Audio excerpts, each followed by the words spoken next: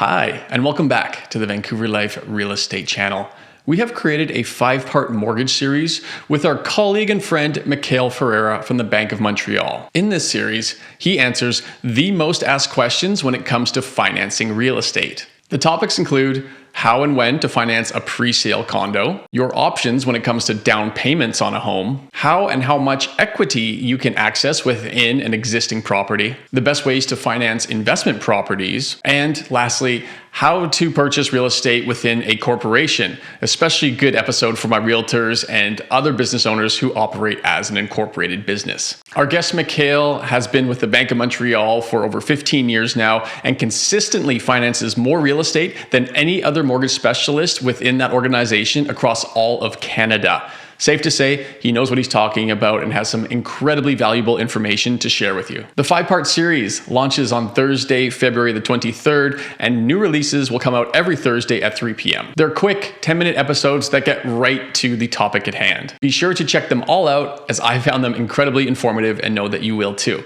All right, let's get into today's episode. Hello, everyone. Welcome back to this week's episode of the mortgage series. We have with us today, again, Mychal Ferrera from the Bank of Montreal. And today we are discussing accessing equity within your own property.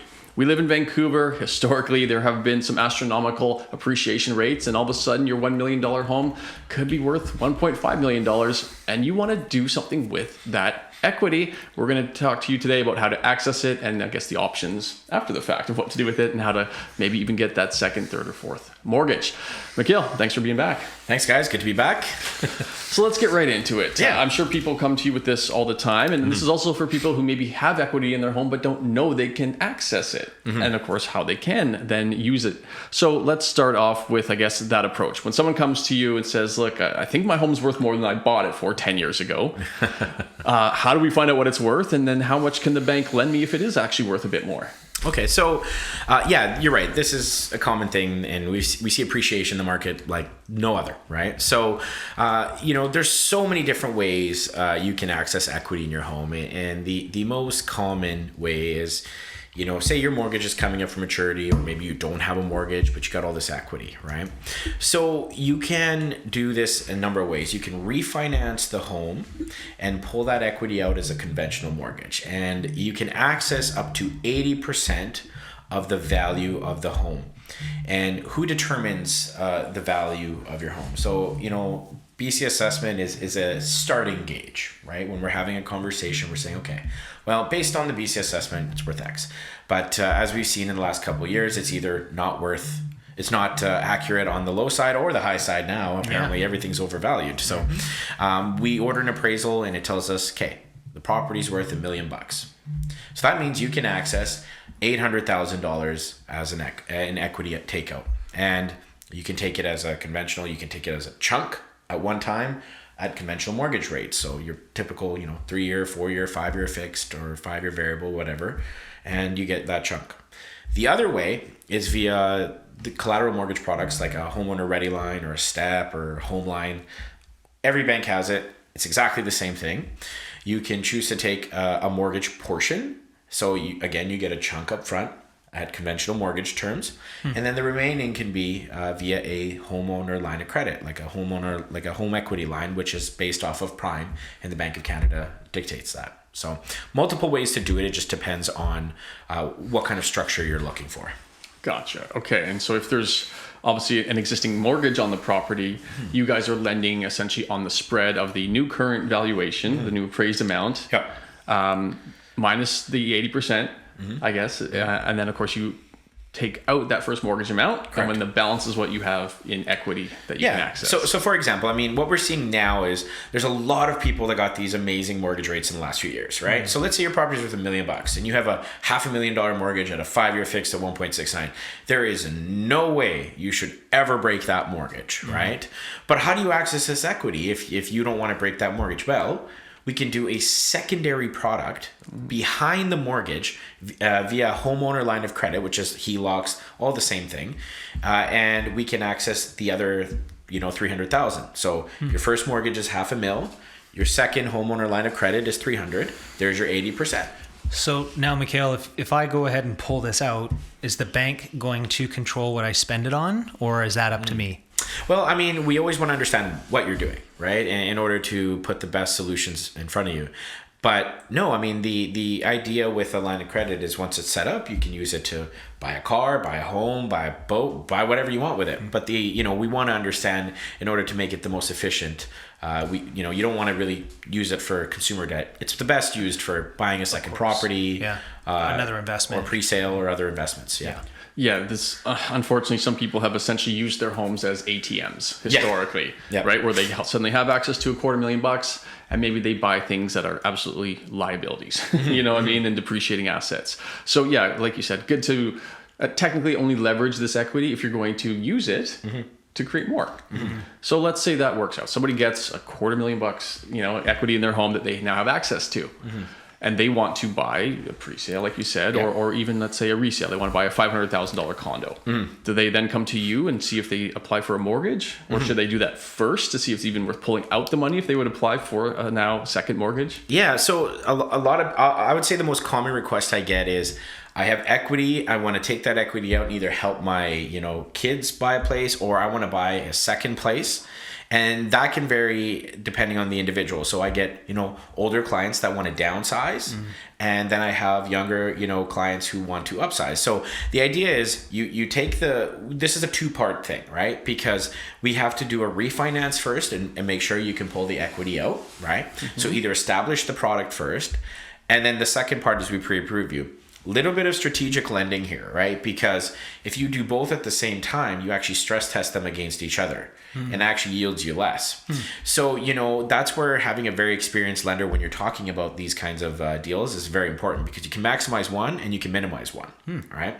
So the idea that I would probably make sure that, okay, let's maximize the house first as quickly as possible, get you the equity out, bang, here's your line of credit. Second, okay, now we're doing a pre-approval using that as the down payment. Right. Off you go, right? Right. And this just, because otherwise you're going to stress test both, and you're going to be on 7% on both sides, and you're going to basically minimize your lending. So to be clear, based on our past episode here, then, if I was going to be taking money out of my home to go and buy a pre-sale, I would then go through that process, at which point then I would come back to you. Yes. And I would use some of that as down payment. And then I would say, Mychal, now lock me in for 3 years on this particular pre-sale, because there's another product that you can back that with. Exactly. Right. You want to have a holistic conversation here. Yes. This is why it's so important. And I always make the joke that I'm the lawyer for you here.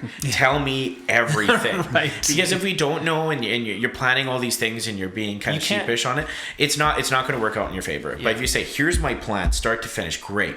Here's step one. Let's get this done. Let's get you the equity out, right? And we disclose this. We say this is exactly what you're doing, because the worst thing is I can say, hey, they're going to use that for this particular purpose, and then we turn around and we're doing something completely different, right?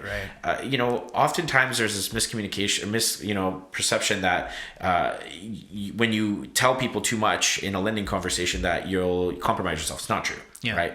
It helps us position you better. So, we would do one side first, make sure that's good, and then we would do the second. If your income allows, we would do both. Right. But in order for us to really understand that, we'd have to, know what you're doing. Yeah, exactly. Absolutely. Yeah. Very important point. So that one resonated quite a bit.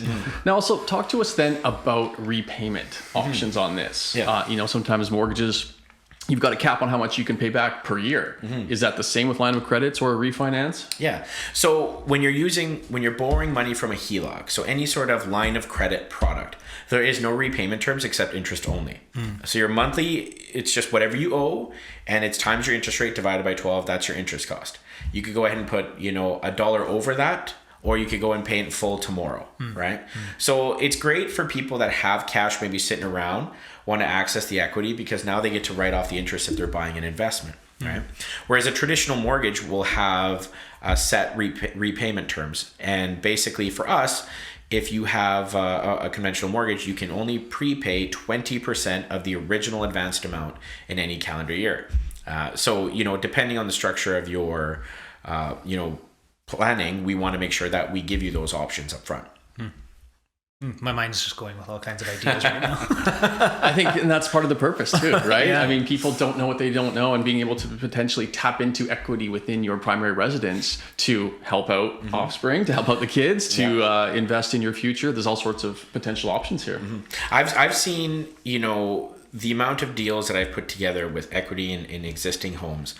I don't think a lot of people truly understand what they're capable of. Or how to use it. Yeah. And it's great that you bought that condo, 10 years ago, and you got all this equity and you want to get into a house. And I've done so many double deals where, if the income allows, we refinance one, it turns into a rental. So the common one is I'm in a condo and I want to move into a detached home or a townhome, a bigger home, right? So we say, okay, well, we'll refinance the existing home, right? Pull as much equity out. You then use that for the new home. Now the existing home a portion of that becomes tax deductible because now that's an investment. Allows you to use one to leverage the other.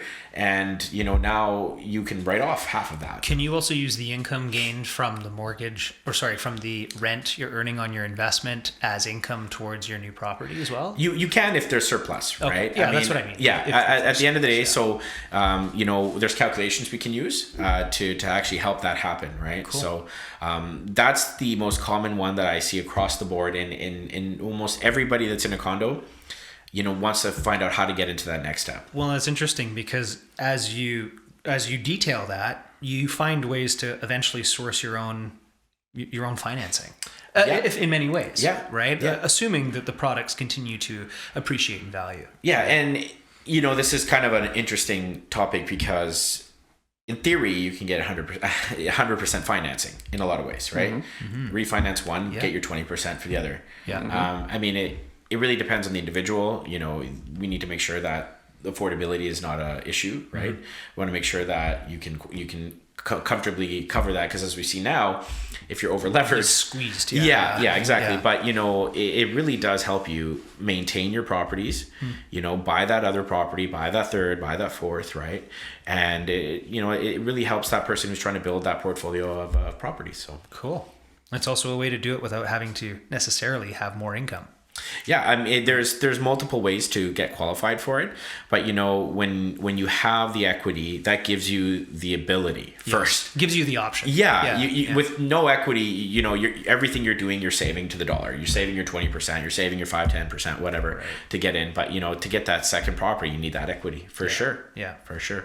Cool. Fantastic information. So for those out there that want to explore if they've got equity and what they may be able to do with it, how do they get a hold of you?